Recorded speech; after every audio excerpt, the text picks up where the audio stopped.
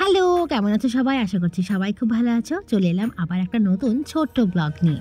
দেখতেই পাচ্ছ আমি এখানে একটু রেডি হয়ে নিয়েছি। সিম্পল একটা সালোয়ার পরেছি আর হাতে নিয়ে নিয়েছি একটা ছাতা। বাইরে যা বিকট রোদ, তাতে এই অস্ত্রটাই প্রধান আমাদের লাগবে। তো চলো এবার যাওয়া যাক। বাড়ি এলেই আমি মায়ের জুতো জামা সব কিছুই পরে নিই। মায়ের জুতোটাও একটু পায়ে নিয়ে নিলাম। আর ইভান সোনাও রেডি হয়ে গেছে, একদম মাথায় টুপি দিয়ে। এই রোদের মধ্যে ওকে একটু নিয়ে যাচ্ছি। সেই যে মামা নিমন্ত্রণ করেছিল, সেই নিমন্ত্রণ অ্যাটেন্ড করতেই যাচ্ছি। আর এই যে অভিষেক একদম রেডি হয়ে বাবার মোটরসাইকেলটা নিয়ে যাচ্ছে। আমি ভিডিও করছি বলে আবার একটু হেসে দিল। চলো তাহলে তোমরা আমার সঙ্গে আমার মামার বাড়ি। তো এই যে রওনা দিয়ে নিচ্ছি। আমি তো রেডি হয়ে গেছি। যার রোদ, বাইরে বেরিয়ে বুঝতে পারছি একদম যা তা অবস্থা। কি আর করা যাবে, এই যে আমরা বেরিয়ে পড়েছি টুকটুক করে ছাতা নিয়ে। আর অভিষেকের অবস্থা দেখো, মাথার টুপিটাও নেয়নি। হেলমেট নিয়েছে সামনে, কিন্তু পাড়ার মধ্যে বলে এখন আর পড়লো না, রাস্তা ফাঁকাই আছে। তো বললো ছাতাটা ভালো করে ধরো, তাতে ভালো রোদটা কভার হবে। তো এইভাবেই আমরা তিনজন মিলে টুকটুক করে বাড়ি যাচ্ছি। রাস্তাটা এত ফাঁকা ছিল যে কি বলবো, ভর দুপুরে আর কেই বা বাড়ি থাকবে। আর যা বিকট রোদ্দুর, রাস্তায় বেরোলেই বোঝা যাচ্ছে। তো চলো দেখতে দেখতে চলে এসেছি আমার মামার বাড়ি। এটা আমার সেজো মামার বাড়ি। আরও মামারা আছে, তারা কেউ ষষ্ঠীতে গেছে। এই যে এটা হলো আমার সেজো মামা সেজো মামিমার বিয়ের ছবি। চলো এবার বাইরে যাওয়া যাক। ওই ঘরে এসি চলছে, বেশ কিছুক্ষণ গল্প করে এবার খাওয়া দাওয়ার পালা। কারণ দুপুর হয়ে গেছিল আর ইভানেরও খিদে পেয়ে গেছিল। আর ইভান তো সবচেয়ে বেশি এক্সাইটেড নেমন্তন্ন। কোথায় নেমন্তন্ন খাচ্ছ? হ্যাঁ, গুলুমির কাছে। চিকেন কোথায় গেল দেখছো? মাইমা তুমি চিকেন করেছো তো? না হলে একদম প্রেস্টিজ ডাউন হয়ে যাচ্ছে। বলছে চিকেন কোথায় গেল? নেমন্তন্ন এটাই পার্টটাই বেশি ভালো লেগেছে মনে হচ্ছে। এই চিকেন দিয়েছে, দেখেছো? তোমাকে দেখেছো? খুশি হয়েছো? বাহ, খুশি। মাছ খাবা না? মাছ খাবা না? চিকেন, ফিশ, আর ওই কাছে পটল চিংড়ি স্যালাড, লেবু। গুলু আমাদের সাথে খেতে বসেনি, কারণ গুলুর আগে খাওয়া হয়ে গেছে। মিমাই ছোট্ট বনুটাকে নিয়ে কত কিছু রান্না করেছে। মাটন তো আছেই, তার সঙ্গে মাছ, চাটনি, পটল চিংড়ি, চিকেন। ইভানের জন্য আবার চিকেন, সবার জন্যই আর কি। তো এই যে ভালোবাসাটা, এটাই বা কতজন পায় বলো তো? সব কিছু রান্না করলেও খাওয়ানোর ইচ্ছেটা কিন্তু মানুষের থাকতেই হয়, আর সেটা আমার মামা মামিমার আছে। তো দেখো একদম যত্ন করে জামাইকে খাওয়াচ্ছে। অ্যাকচুয়ালি ভালোই লাগে। যখন দিদা ছিল তখন আমরা সবাই একসাথে মজা করতাম। আর মামিমা এবার ষষ্ঠীতে যায়নি, বনুর শরীরটা ভালো ছিল না, আর এত গরমেও ওকে নিয়ে যায়নি। আর মামিমাদের এবার ষষ্ঠী হবেও না, তো পুজো দিতে পারবে না, সেই জন্য এখানেই ষষ্ঠী পালন করে নিয়েছে। আর ইভান সোনার দিকে দেখো, এখানেও ছোট্ট একটা গ্লাস পেয়ে কী যে মজা হয়েছে তার খাওয়াতে, কি বলবো।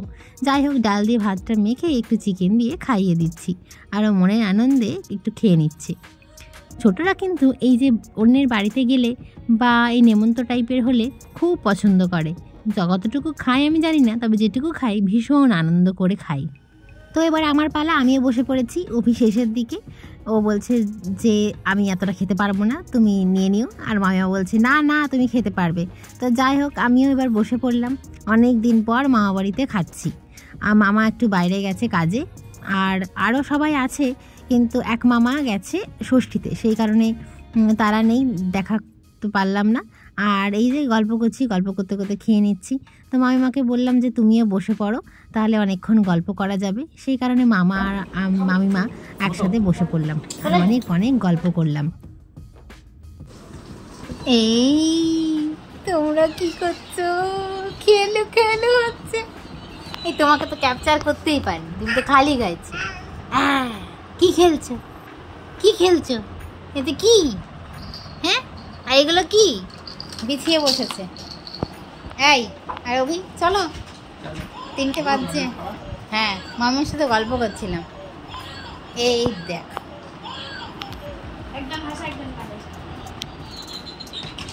এই সংসার সাজিয়ে বসেছে। পরিষ্কার, এই যে লেখা আছে দেখো, পড়ো। ও এই এই, আর এই দেখো হেলিকপ্টার। ইভান দেখ, এটা আমার, সবই তোর। এ বাবা, কেন কেন? তুমি জানো ইভানকে ভালোবাসে কেমন? ইভানের সঙ্গে টুকটুকি খেলে। হ্যাঁ, এই তুমি জানো? এই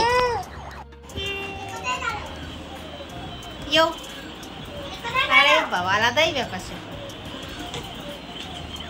জামাইরা বাড়িতে গেলে কত যত্ন করে তাদের খাওয়ানো হয়, তাই না? কত সম্মান দেওয়া হয়, তো কি যে ভালো লাগে। আর এই যে মামিমা আবার দুনিয়ার গিফট আমাদের জন্য হাজির করেছে।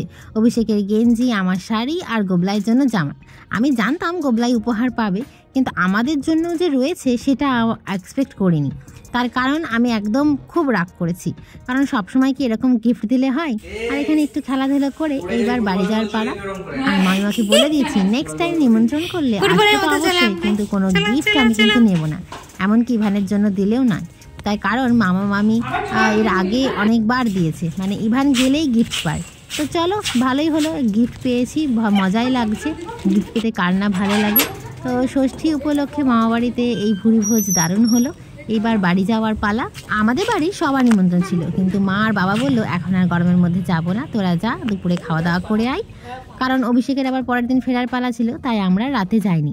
মা আর বাবা বললো যে পরে সন্ধ্যাবেলাতে দেখা করে আসবে। তো চলো, এখন আমরা বাড়ির পথে রওনা দিয়ে দিয়েছি। অনেক দিন পর, ভালোই লাগলো। দিদা থাকলে তো ভীষণই খুশি হতো, আর দাদুও, তাদের এই যে ছোট্ট পুতিকে নিয়ে। কারণ ইভান হলো এখন ছোট্ট সবার চেয়ে, মানে পুতি হিসাবে। আর ওই যে ছোট্ট মিমি ইভানের, আর গুলু তো ইভানকে ভীষণ ভালোবাসে আর ওর সাথে খুব খেলা করে। আর ইভানও বলে চলো গুলুমির বাড়ি, গেলে একবার আর আসতে চায় না। ওই যে প্রচুর খেলনা দিয়ে ওরা খেলা করে। আর এই যে এখন যাচ্ছি আমরা বাড়িতে। এখন জামাই জামাই জামাই ষষ্ঠী। আর এই যে আরেকজনের তর্স হয় না, দরজা বাড়ি আসলেই ইভানের তর আর সয় না, কতক্ষণে দিদার কাছে যাবে। তো যাই হোক, ওই যে ইভান চলে গেল, তার মতো কোনো পাত্তা নেই। তো চলো, আজকের মতো ব্লগটা শেষ করছি, দেখা হবে অন্য একটা ব্লগে। টাটা।